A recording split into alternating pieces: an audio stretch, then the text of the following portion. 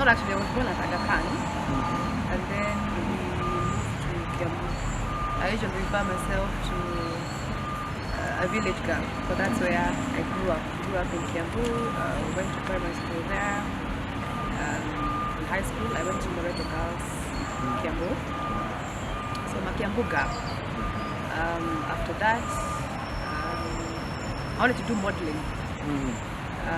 So after that, I didn't go to college.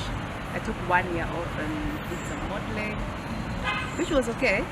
Very good times, met good people, exposure, and then I joined some college, did hotel management. After 1 year, I got a job at Safari Park as the front office and cashier. Worked for 1 year, and then from there I joined KQ. I joined KQ as cabin crew in 2007. Worked for about 5-6 years. Then left, started a few businesses on the side. I have a side that really likes beauty and fashion, so I tried my hand in running some beauty salons, some beauty parlors, but you know, wasn't getting enough money. So I closed shop, number 2. Then I started a travel company, which I still run today. And then I went back to school because I left high school and then I got a job so fast. I didn't go through the usual university, high school and then university. So I went back to school and did my degree in travel and tourism. So that's my background. That's my #1 passion. You know? Did my degree, got a first class honors, graduated, and then Nairobi University. After that, took a break for about an year or so. Then I enrolled for a master's in project management. So now I am a project manager, doing a few things here and there, and I'm absolutely loving it. This came about after building the hotel in Machakos, the A&L hotel in Machakos. I can say I'm the one who built the hotel because we never had a project manager. We didn't have a foreman per se, supervisor, so I did everything supervising. So from there I thought, this has come so easy, and always like starting something, thinking through and then working backwards, like how do I achieve what I want to achieve. So that's why I did my master's in PM. So career-wise, at this point, I'm a PM. But I always believe in something I want to do with my life. I can't be a PM forever. I want to change my career every 5 years. The way I came from hotel industry, now I'm a PM. I can do PM for probably another 4 years. Yeah. I've been in it for about a year. And then just change. You know, when I see guys who've been surgeons, they've been pilots, you know. So that's career-wise, that's where I'm going. But I'm very fulfilled in what I'm doing now as PM, and I'm looking forward to what's ahead in that particular department. So, but for the years I was first lady, I hardly went on trips. I hardly went on these international trips because there were so many, you know. Of course, the Louis government, you know.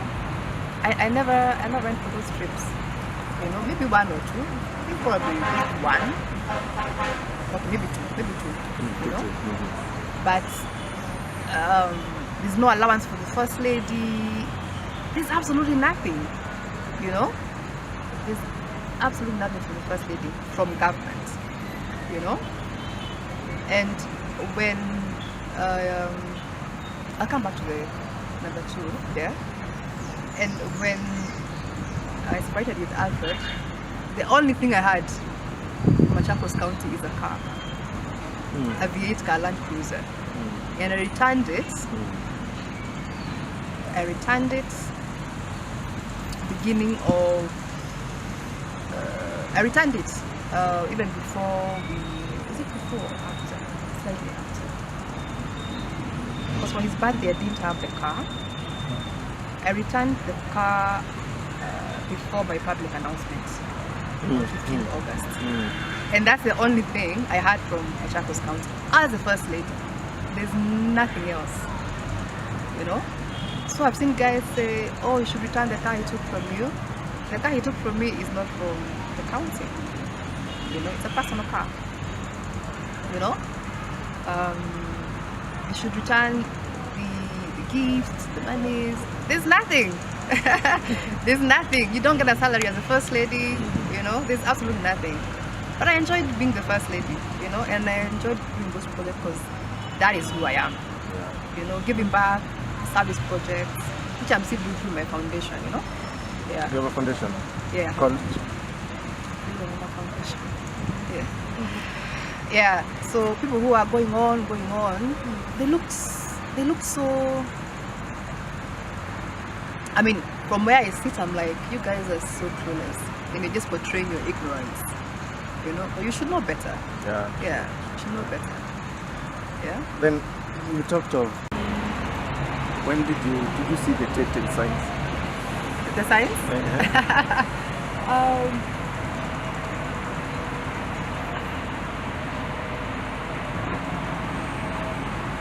I remember when I met Alfred last, maybe our second last meeting sometime in August, I asked him to list for me how I've wronged him over the years. This list. Yeah, list. Pengine nilikosea and I don't know.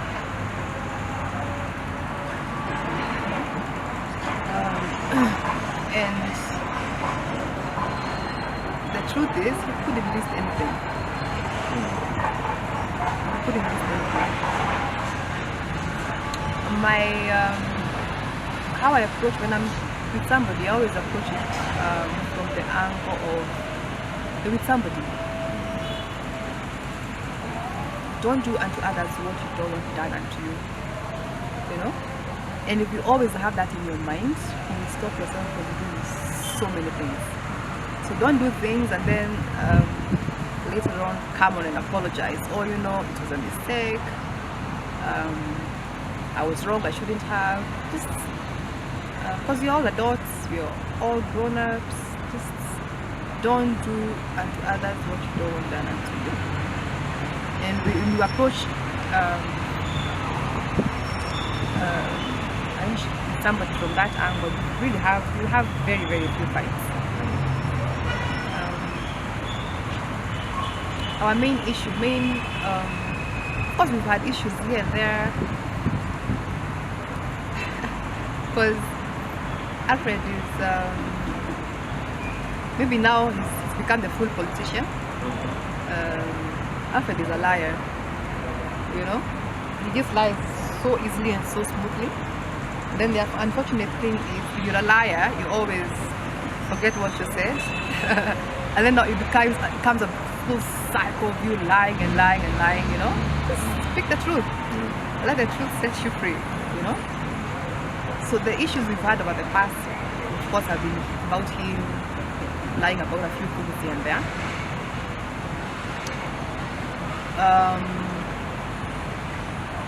Things were resolved, of course, but last year was probably where things could not be resolved,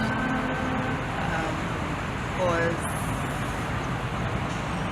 I mean, I called him out on his lying, like lying for so long and so easily without, you know, sometimes when you're lying, your body language can tell you out, but you're so used to lying that I can't even tell you're lying. Like it's become you know, second nature to part of you, you know.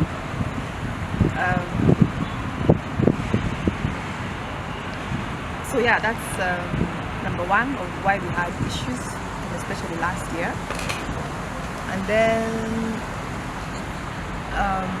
maybe because, you know, he's been in government senior, I'd say. Now he's, of course, the governor, and everybody else is, junior. He's used to controlling everybody and everything. So, number two, when it comes to us, falling apart is control. Over the years, I've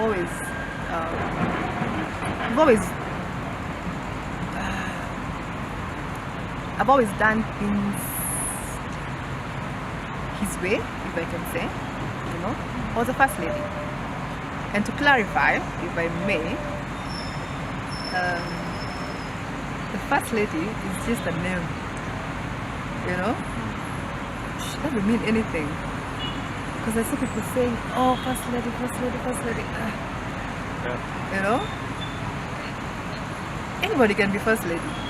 It's just a name, And the reason why everybody knows about Machako's first lady, Lillian Nganga, is because I never sat pretty.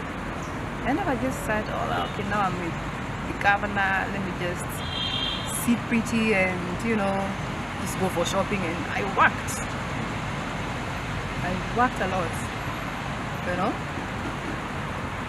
Maybe guys don't know because I'm never in the media. This is my second interview actually ever. I've never done interviews over the years because I never felt like I needed to. But people know of me because I've done a lot in the county.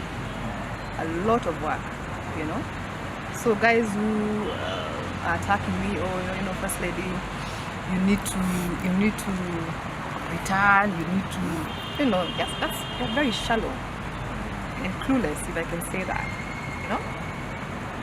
The first interaction in KQ, I was working on a flight, and then Mutua was on the flight as well. I think the flight was about booked, so Alfred gave the first class seat to Lillian. Then we went and sat in the cockpit. It's usually a jump seat in the cockpit. So you said hi, just like you're working in first class, you say hi to people. Of course, in all planes, they hi to the passengers and they board. Then we said hello, and then when he was leaving, he gave me his card.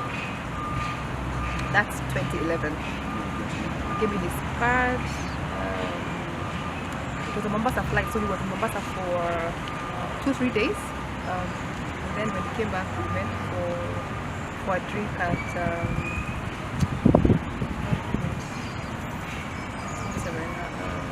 Stanley. Yeah.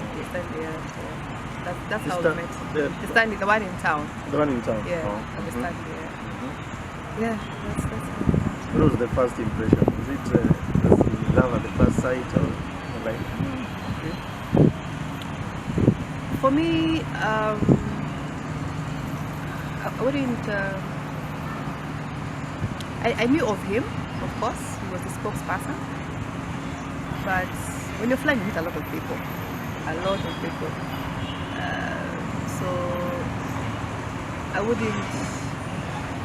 wouldn't call it was love first sight from my end, because I wouldn't call it love on first sight on my end. But he's very easy to talk to. We interacted with him and he's pleasant. So it was easy to even become friends. Because for sure I knew we'd be friends. And then of course this happened, and 10 years later. So it took like